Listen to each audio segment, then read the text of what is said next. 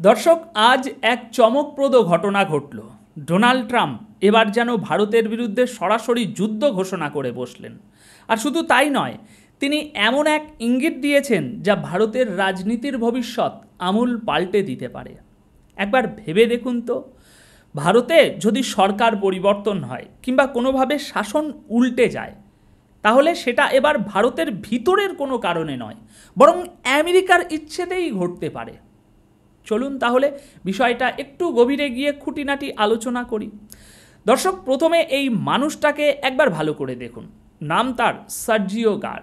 কিন্তু প্রশ্ন হলো, এই লোকটা আসলে কে? আসলে ইনি আর পাঁচজন সাধারণ ব্যক্তি নন।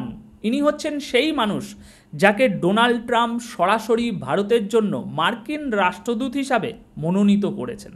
আর এর মানে কি দাঁড়ালো? ভারতে আমেরিকার প্রতিনিধি হিসাবে এখন তাকেই পাঠানো হয়েছে। দেখুন, রাষ্ট্রদূতের কাজ আসলে কি? রাষ্ট্রদূতের কাজ হলো দুই দেশের মধ্যে সম্পর্ক মজবুত করা, বাণিজ্য বাড়ানো, কূটনৈতিক বোঝাপড়া তৈরি করা, মানে সার্বিকভাবে দুই পক্ষের সম্পর্ক উন্নত করা। আর ভারত এমন একটা দেশ যেখানে সাধারণত এমন কাউকে রাষ্ট্রদূত বানানো হয় না যার আগে কোথাও রাষ্ট্রদূত হিসাবে কাজের কোনো অভিজ্ঞতা নেই। গোটা বিশ্বেই এটা এক ধরনের নিয়ম বা প্রথা বলা যায়। আর এর কারণটাও খুব সহজ। ভারত বিশাল একটা দেশ, আর এত বড় একটা দেশের সঙ্গে সঠিক সম্পর্ক রাখতে গেলে যে কাউকে নয়, বরং একজন অভিজ্ঞ কূটনীতিককেই দরকার হয়। আর এই লোকটাকে ডোনাল্ড ট্রাম্প আসলে ভারতের জন্য মনোনীত করেছেন মোদির গলা চেপে ধরার মতো অবস্থা তৈরি করার জন্য। কিন্তু প্রশ্ন হলো, এই লোকটা করবে কি? দেখুন, এই মানুষটার পুরো জীবনের অভিজ্ঞতা যদি দেখেন, একটাই জিনিস আছে, সে ট্রাম্পের ডান হাত, ব্যাস। এর বাইরে আর কিছু নয়। কূটনীতি বা রাষ্ট্রদূতের দায়িত্ব সামলানোর কোনো অভিজ্ঞতাই তার নেই। এখন অনেকে হয়তো বলবেন, অনুপ, তুমি এই বয়সে এত বড় বড় মানুষদের নিয়ে এমন মন্তব্য করা না, মানায় না অনুপ, মানায় না তোমাকে। কিন্তু দর্শক, ভুলে যাবেন না, প্রতিদিন আপনারা লাখো লাখো মানুষ আমাকে দেখেন, শোনেন। আপনাদের এই ভালোবাসা আমার কাছে বিশাল এক দায়িত্ব। তাই যখন আমি কোনো দাবি করি, সেটা হাওয়ায় উড়িয়ে দিয়েন না ভাই। আমি যা বলছি সেটা আপনারা চাইলে যাচাই করতে পারেন, রিসার্চ করে দেখুন। আমার কথায় যদি সন্দেহ থাকে, খোঁজ নিন। আর যদি বিশ্বাস করেন, তবে জেনে রাখুন, ভারতের জন্য ট্রাম্প যে মানুষটিকে বেছে নিয়েছেন, তিনি আসলে শুধু ট্রাম্পের ডান হাত, এর বাইরে কিছু নন। সার্জিও গারের কোনো কূটনৈতিক অভিজ্ঞতা নেই, তবু এমন একজন মানুষকেই ভারতের মতো বিশাল দেশে রাষ্ট্রদূত হিসাবে তাকে পাঠানো হয়েছে। এনার কাজের বিষয়ে খুব সহজ করে যদি আমি বলি, সে একটা ফোন করলে সেই কল সোজা ট্রাম্পের টেবিলে পৌঁছে যাবে। মানে ওর আসল কাজ হলো সরাসরি ট্রাম্পের হয়ে যোগাযোগ রাখা। এর বাইরে তার ঝুলিতে আর কোনো অভিজ্ঞতা নেই। এবার ভাবুন, আপনি যাকে রাষ্ট্রদূতের মতো এত বড় দায়িত্বে পাঠানো হচ্ছে, তার কাজ আসলে কূটনীতি নয়, বরং ট্রাম্পের রাজনৈতিক এজেন্ডা চালানো। সোজা কথায় বললে, ওর একটাই মিশন, ভারতের উপরে ডোনাল্ড ট্রাম্পের এজেন্ডা থপ করে ওই এজেন্ডা চাপিয়ে দেওয়া, ব্যাস, আর কিছু নয়।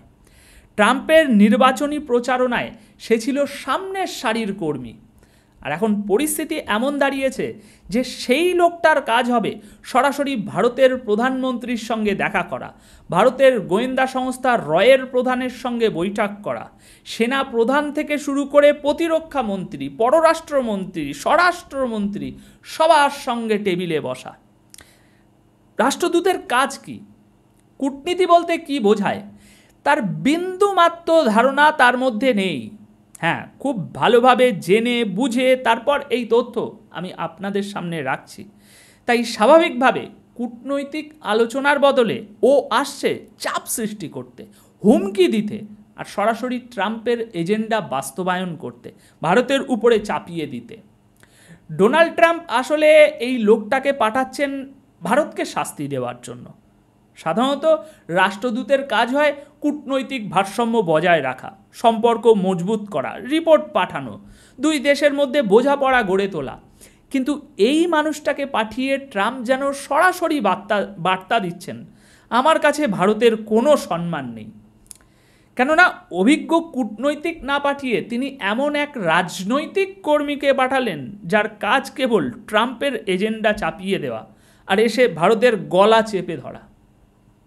দেখুন, লোকটা ট্রাম্পের প্রতি শতভাগ লয়াল, এতে কোনো সন্দেহ নেই।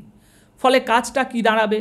সে আসবে ট্রাম্পের নির্দেশ অনুযায়ী ভারতের উপরে শুল্ক চাপাবে, চুক্তি করবে নিজেদের সুবিধা মতো, আমেরিকার বিনিয়োগ যা আছে সরিয়ে নেবে। খেয়াল রাখবে যেন কোনো মার্কিন কোম্পানি ভারতে ব্যবসা করতে এই মুহূর্তে না পারে। এমনকি অ্যাপেলকে পর্যন্ত হটিয়ে দেওয়ার পরিকল্পনা থাকবে তার। অর্থাৎ যুক্তরাষ্ট্র ভারতের সম্পর্ককে এখন আর অংশীদারিত্বের চোখে নয়, শত্রুতার চোখে দেখছে। ভারতের ভিতরকার অবস্থা নষ্ট করে দেওয়াই হবে তার আসল দায়িত্ব। তাই এক কথায় ট্রাম্প এই যে নতুন একটা চাল দিয়েছে না, তাতে ভবিষ্যতের পরিস্থিতি আরও ভয়াবহ হতে চলেছে। কারণ এই লোকটা ভারতে এসে প্রথমেই আঘাত আনবে ওষুধ শিল্পে, কৃষিক্ষেত্রে, আইটি সেক্টরে, মানে দেশের যে খাতগুলো সবচেয়ে শক্তিশালী সেগুলো একে একে দুর্বল করার দিকেই তার প্রাইমারি ফোকাস থাকবে। আর একটা ব্যাপার মনে রাখবেন, ডোনাল্ড ট্রাম্প আর এলন মাস্কের এই যে বড় দ্বন্দ্ব একটা হয়েছিল, তার নেপথ্যে ভাই এই লোকটারই বড় ভূমিকা ছিল। এলন মাস্ক প্রকাশ্যে বলেছিলেন এই লোকটা সাপ, হ্যাঁ সাপই বলেছিল, সরাসরি সাপ বলেই অভিহিত করেছিল। যান খোঁজ নিয়ে দেখুন আপনাদের ভাই ঠিক কথা বলছে না ভুল কথা বলছে, খোঁজ নিয়ে দেখুন এলন মাস্ক কি বলেছিলেন এই লোকটার ব্যাপারে। ব্যবসায়ী মহলে তখন ব্যাপক আলোচনা হয়েছিল। আর এই সেই ব্যক্তি যার কারণে ট্রাম্প আর মাস্কের সম্পর্ক ভেঙে যায়। তাই এখন একটু ভেবে দেখুন, যাকে এলন মাস্কের মতো মানুষ প্রকাশ্যে সাপ বলে গালি দিয়েছেন, সেই লোকটা কি হতে পারে, কি করতে পারে। দেখুন, বর্তমানে এখন ভারতের লক্ষ্য হলো আমেরিকার বিনিয়োগকারী আর কোম্পানিগুলোকে টেনে আনা, যেন তারা এসে এখানে বিনিয়োগ করে, ব্যবসা বাড়ায়। কিন্তু এই লোকটার কাজ ঠিক উল্টো। তার মিশন হবে যে বিনিয়োগ আসার কথা সেটা আটকে দেওয়া, আর যেটুকু ইতিমধ্যে আছে সেটাকেও সরিয়ে দেওয়া। তাই কথাটা পরিষ্কার বুঝে নিন, আমেরিকা ভারতের সম্পর্ক এখন ভয়াবহ খারাপের দিকেই যাচ্ছে, সত্যিই একদম খারাপের দিকে। আর ভারতের জন্য একের পর এক শাস্তিমূলক পদক্ষেপ নিতে চলেছেন ট্রাম্প, আর এটা হওয়ারই কথা ছিল। তাই ব্যক্তিগতভাবে একজন ভারতীয় হয়ে আমি খুব একটা আশ্চর্য হচ্ছি না, কারণ রাশিয়ার সঙ্গে সম্পর্ক ভালো করেছে ভারত এখন রাশিয়ার সঙ্গে নিজস্ব মুদ্রায় লেনদেন শুরু করতে যাচ্ছে। ডলারের ব্যান্ড বাজানোর জন্য ব্রিক্স মুদ্রা চালুর কথাও উঠছে। তার উপর প্রতিরক্ষা খাতে আমেরিকার প্রযুক্তি আটকে রাশিয়ার প্রযুক্তি নেওয়ার পরিকল্পনাও রয়েছে। মানে এক কথায় বোঝাই যাচ্ছে চীন আর ভারতের মধ্যে আবার একটা সংঘাত লাগানো, সম্পর্কটা খারাপ করা, ওদিকে রাশিয়া আর ভারতের সম্পর্কও মানে গুবলেট পাকানো, এই সব অশান্তি তৈরি করতেই এই লোকটাকে আনা হয়েছে। দেখুন, সাধারণত রাষ্ট্রদূতের কাজ হয় শোনা, বোঝা, দুই পক্ষের মধ্যে ভারসাম্য আনা, এদিক থেকে খবর নিয়ে ওদিক থেকে জেনে এসে তারপর সেই পুরো ব্যাপারটা সব মিলিয়ে ব্যাপারটা সামলানো। কিন্তু এই লোকটার ক্ষেত্রে তা হবে না, কারণ ওর প্রতিটা কথা সোজা গিয়ে পৌঁছবে ট্রাম্পের কানে। আর আমরা সবাই জানি ট্রাম্প যখন কোনো বিষয়ে সরাসরি জড়ান তখন সেখানে কি পাগলামির পরিস্থিতি দাঁড়ায়। রাষ্ট্রদূতের আসল দায়িত্ব হলো উত্তেজনা কমানো, সম্পর্ক নরম রাখা, কিন্তু এই লোকটা এসেছে তার উল্টো কাজ করতে। আপনি মানুন আর না মানুন, ভারতের পরিস্থিতি খারাপ করা, চাপ তৈরি করা, আর শেষমেশ দেশকে বিপদে ফেলা। তাই বিষয়টা এবার একেবারে স্পষ্ট করে বুঝতে হবে, এখন সংঘাত এদিকে আরও অনেক বড় পরিসরে গড়াবে। আর ডোনাল্ড ট্রাম্প এবার ভারতকে সত্যিই ব্যাপক সিরিয়াসলি নেওয়া শুরু করেছে। আজ তিনি আসলে একটা বার্তা দিলেন, আমি এমন একজন লোককে বসালাম যে কেবল আমার প্রতি লয়াল, আমার প্রতি অনুগত, তার কাজ হবে মোদিকে শাস্তি দেওয়া আর আমার এজেন্ডা চাপিয়ে দেওয়া। আমেরিকার লাভ হচ্ছে কি হচ্ছে না সেটা আমার মাথা ব্যথা নয়, আমার খেলার নিয়মে ভারত চলবে কি না সেটাই আমার কাছে আসল। ফলে ভারতের ভিতরে এখন এক ধরনের আতঙ্ক তৈরি হয়েছে।